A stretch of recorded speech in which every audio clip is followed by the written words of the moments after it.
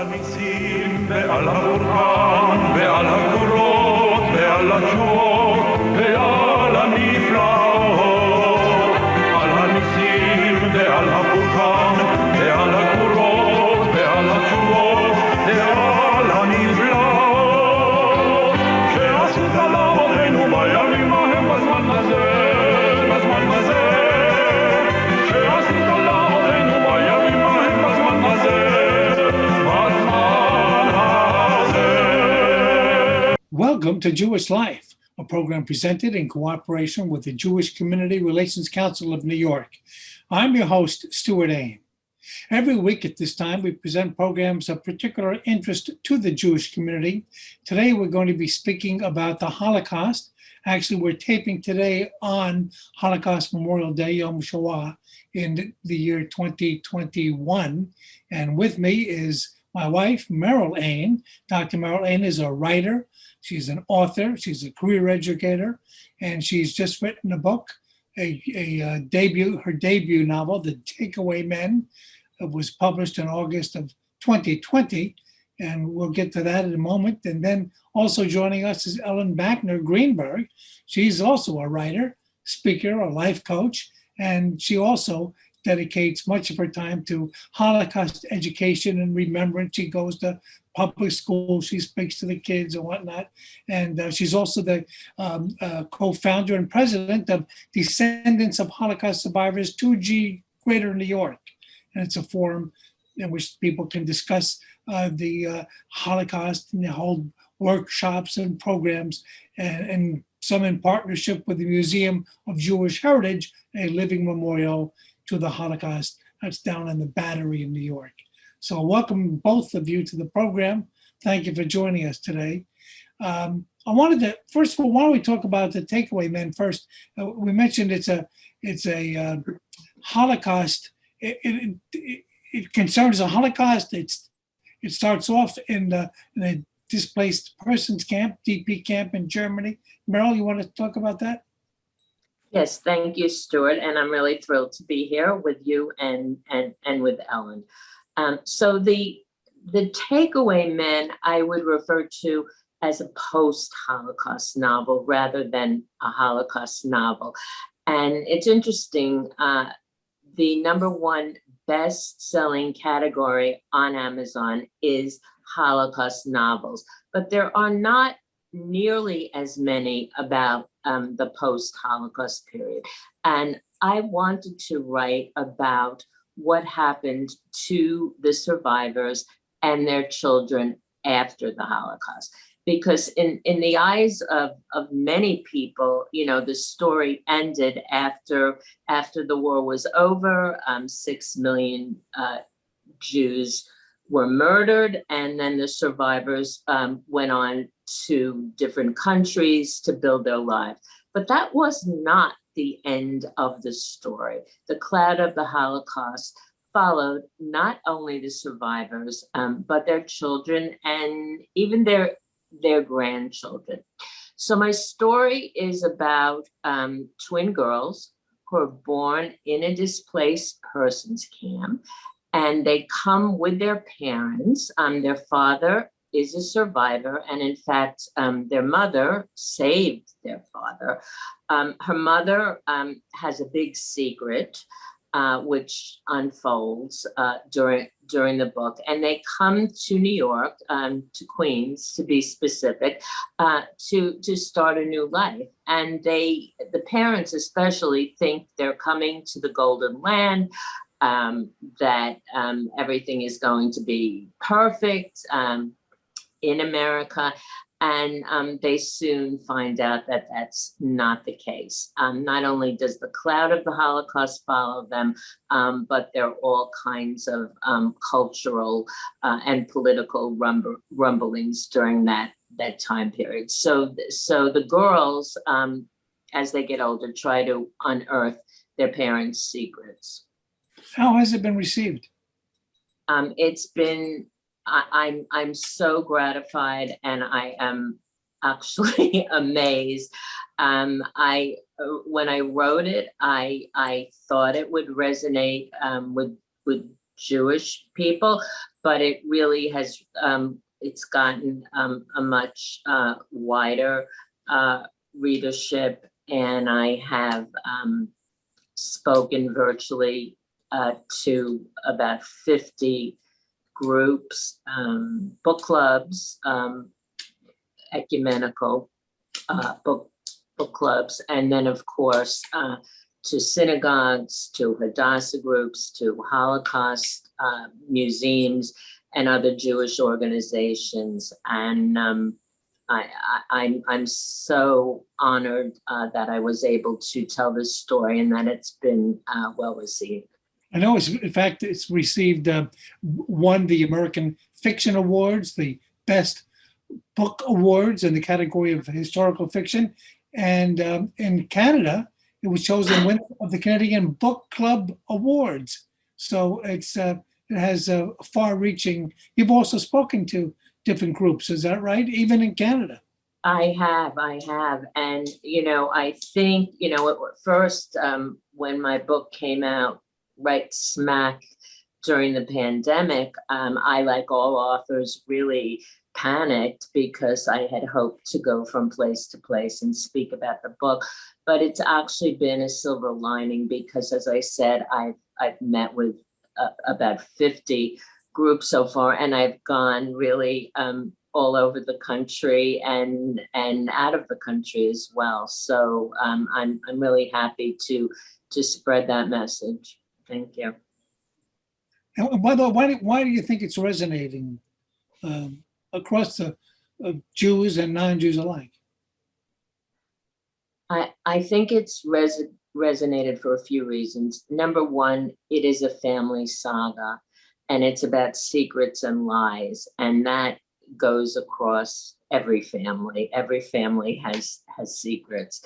So it's resonated. It's also resonated because it's a story of immigrants, and these are immigrants after World War II. But the question of how do we treat people who are different, and how do we treat immigrants is as relevant as today's news. I also hope to raise important questions in there, and what do we do when we see evil in the world? And that is certainly a very current question. And then I also hope to raise the question of Jewish identity, who is a Jew. So and so all of those questions are good meat for discussion groups. As I mentioned, we're recording this on Holocaust Memorial Day around the world. And Ellen, you are a child of survivors, is that right? Yes, both my parents were survivors. And it's been part of me my entire life. My father was born in Berlin and ended up having to go back to Poland in 1939 when Polish citizens, 17,000, were kicked out. And life changed for him dramatically. Actually, it changed for him when he was a teenager, long before that. So my father ended up living in the ghetto in Scharnhof, which is 10 miles from Auschwitz.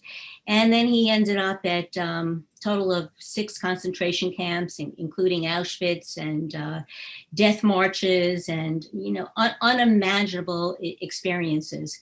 It was very hard for me as a child growing up to listen to his stories because they were painful. He told you the stories? Yes, my parents, and let me just say, and my mother was born in Vienna, and she was hidden in a convent. Both of my parents, decades before it was widely accepted to speak about the Holocaust, they spoke about the Holocaust. Although they had assimilated, we did not live among other survivors. The Holocaust was something really important to them. My father had made a promise when he was in Auschwitz to the Almighty. He said, if I get out alive, I will tell what happened. And he did. In some part, I could hear my mother's story. It wasn't a terrible story to hear. She was separated. My father's story scared me. When you see those, horrible pictures of the live footage of the bodies, the heaps of bodies and the skeletal people, and you imagine that that's what your daddy looked like, it was painful. I avoided it, and I would go often to hear my mother speak. Both my parents spoke at schools. I could never go hear my father speak. It was tough, and but I knew the stories. The interesting thing is that I heard them, and I have an incredible memory. I remember everything. It's not that I forgot the stories, it's that when they were told to me, I couldn't even take them in. And Helen Epstein, who was the first second generation to really identify us as children of survivors with a different experience, talks about shutting down, that when it's overload, we can't take it in and process it. And it wasn't my father passed away, unfortunately, in 2008. And in 2016, I finally, I wanted to tell his story, but I couldn't tell his story if I didn't know it. And I finally sat down and listened to the tapes. He made several testimonial tapes, and I haven't stopped. I embrace his story. I embrace his legacy, what he taught me. It's not just what happened to him and to my mother during the Holocaust. The takeaway is how they lived their lives after the Holocaust and what they imparted in me. That's been my journey. Something that I was so afraid of, is now really important to me. You have siblings? Yes, I do. My parents have 2 daughters, and it's typical that in families there's one daughter or one child that is the memorial candle. There's actually a book entitled that about this phenomena, who is interested and embraces and carries on the legacy, and I'm the candle. Yeah. Well, you mentioned that you go to schools. Mm-hmm. How old should children be before you start talking about this? Before they start hearing about it? Before they start seeing the photos? Well, that's interesting, because on Facebook, I posted something about my father, and somebody I knew from high school commented that he remembers my father talking to his Hebrew school. Now, he hasn't been in Hebrew school since 1968, and he remembered a piece of the story that my father said that wasn't in the story that I wrote. So it made an impression. And really, he said to me, your father saw his brother when he got to Dachau. I remember that. So, but I think that one needs to be very careful in what they tell children and at what age. Just like seeing those clips of survivors or the murdered when I was very young was too much for me. It's important to know what kids at different ages can handle and what your audience is. When I go to talk, part of my talk is when I talk about what happened in the concentration camps day to day, I show clips of my father talking from his testimonials. I can't possibly put into words what he does. And I always ask the school, my father is very graphic and detailed in what he talks about. Is that okay for your class? And, I've spoken to students, and now I even spoke, a couple of weeks ago to 500 students in Florida. And depending on the audience, there was one school that said, these kids are immigrants. It's not unusual for them to hear shootings and murders. They're tough. Yes, they can handle it. So I'm always very sensitive about making sure that it's appropriate for the audience, because I don't want to turn anybody off. And I speak to them, I try and speak to them in a way that they can relate to, that it's the positive aspects of my parents who lived through this trauma and went on to want to live and want to succeed, and to sort of empower the children, that even though they have a lot going on in their lives also, to try and embrace the lessons and the legacy of survivors who were able to do the unimaginable and live. Yeah, Meryl, in your book, you also, it's not just, as you say, it's a post-Holocaust book, but you also bring in the Holocaust through a Nazi. Can you talk about that? Yes, there is a former Nazi in the book who is working in a kosher deli of all places, and not my main character, but a friend of his friend, who actually is the complete opposite, because Aaron does not want to say a word about the Holocaust. He doesn't want his children to know about it. It's just mum's the word. And with his friend Jacob, he cannot stop talking about it. And he was actually a Sonder commando at Auschwitz. And he recognizes— What is a Sonder commando? Okay, the Sonder commandos were, they assisted the Germans in disposing of the bodies after they were gassed, which was very controversial. And for years, many people who had that role did not admit that they had it, but he's unusual in that regard. So he recognizes this guard from Auschwitz who was herding Jews into the gas chamber, and the story unfolds. Should he confront him, and in what way? And I guess if you want to find out, you can read the book. Right. You had a chance to read the book, right, Ellen? Absolutely. I read it, and the first thing I remember saying to Meryl was, wow. What I thought was really important is that there's so many books about the Holocaust. And, Meryl's book starts where the Holocaust ended. And that's, as Meryl said, not often talked about.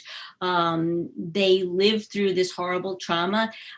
They were fortunate. They came over here or wherever, and life wasn't, a bed of roses back then. There was, it was difficult, as Meryl points out in her characters. First of all, we have to remember that the term and the syndrome post-traumatic stress disorder was not officially recognized as a syndrome until 1979. The war ended in 1945, so survivors for all those years suffered without it being a legitimate reason. They before the war, many of them had normal, loving lives. They went to school. Now they come here. They don't speak the language. They can't get a job. They're second-class citizens. They're greeners, refugees, and there's a lot that goes on. And it's important, as Meryl did, to discuss that. That's often not talked about. Well, in your group, the descendants of Holocaust survivors, yes, have you had a chance to talk to them about how their parents handled life after the war? I'm glad you asked that. I run small discussion groups for 2G, small meaning less than 10 people. And I started this about 2 years ago. Now we're, virtual. And the purpose of the group is to understand what we went through, what it was like for us, to look back, not with hate, but with, here we are, we're mature, we've been through our own life, to look back with understanding and maturity. So we talk about experiences. It's not just we sit and talk. I come up with a quote. I guide discussions, and it's been really interesting. One woman in particular, who I met almost 2 years ago, started off with such dislike for her mother. Some of the things her mother said to her were painful. Her mother had been through, the camps and was traumatized. And the evolution in this woman, who I hope will be watching this, is just incredible, that she's now talking over the last couple months affectionately about her mother. She's talking about photos and lovingly, and she's putting together a collage. And, she thanks me all the time for having this forum. And I spoke to her last week and recognized that it's been a journey for her. And, everybody's parents were different. People were different before the Holocaust. And even if two people had spent every single day for the duration of the Holocaust together, doesn't mean they would come out the same. Everybody was different. Everybody was impacted differently. And there were people who told their children about the Holocaust. There were people that didn't tell. There were children who wanted to hear and children who didn't want to hear. And as long as you were matched, the child was matched with the right parent, it was good. And it's just been a really interesting journey to understand, was it easy for many growing up with parents who were survivors, who might not have spoken the language, who had different cultures, who had traumas, who were, there's many who talk about waking up in the middle of the night, hearing their parents screaming of nightmares. And that must not have been easy. Now, as an adult looking back, we can understand it differently. And I think that's important. The fact that they've joined your group, I guess, suggests that they're willing to talk about it and they want to talk about it. I suspect there are others who don't even want to come even close to you and or mention it. And maybe you'd be surprised that their parents were survivors. It's interesting. There's all sorts of variations of different experiences of the people in my groups. Some of them have never talked about this before. Some of them have been talking about it all along, but don't really have a connection of friends who are children of survivors. So we sort of come together and we sort of learn from one another just by being there. And it's, for the most part, I think I would say that it was more common for survivors to not want to talk about it than for children of survivors not to talk about it at this point. That's just my sentiment.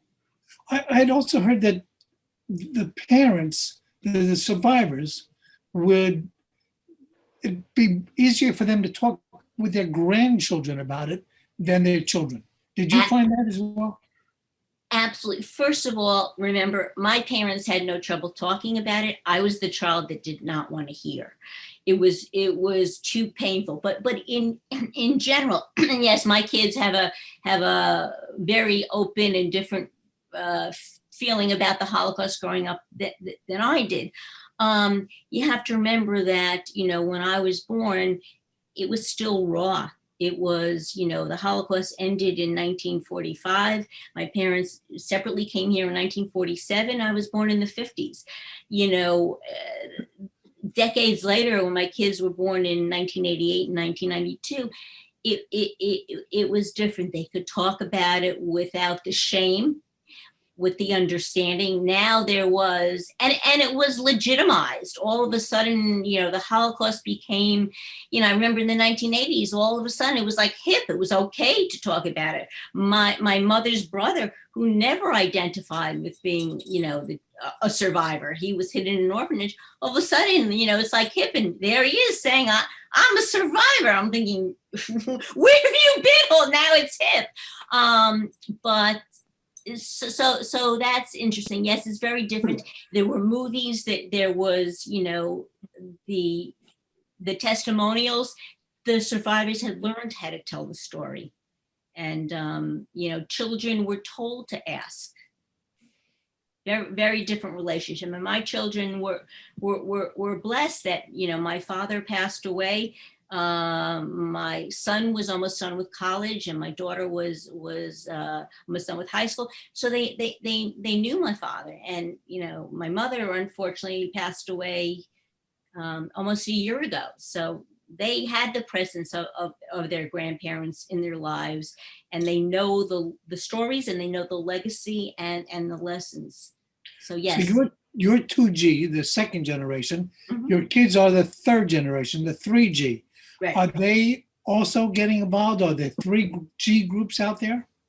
There are 3G groups out there, and I, my children are busy in their own lives, and they know about the Holocaust. I don't want to push them to go to these groups because that's not what you do to get someone to be interested.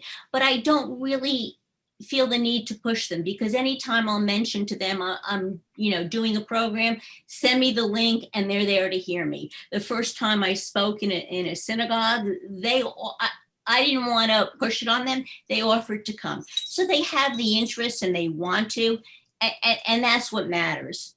And I'm very proud of them for that. Right, but are there the There number are of 3G groups. participants in the 3G groups? Will they continue, do you think, or it's not going to be the same as the 2G? Well, it's a different experience, and there are many 3Gs that there is a vibrant community of 3Gs, and they're together, and their intention is to remember the Holocaust. It's different because not all of them knew their grandparents for very long. The grandparents might have passed when they were young, or they know their grandparents in a different way. They didn't see or they didn't hear them screaming at night. They know different grandparents. My children know my father, for example, is kind and gentle. And of course he was, but there was a tough edge to him when I was a kid, understandably. So there are also 4Gs. I know of a 4G who made a documentary with his great grandfather.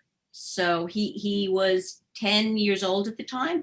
So that there are, and the importance is of telling the story and the remembrance.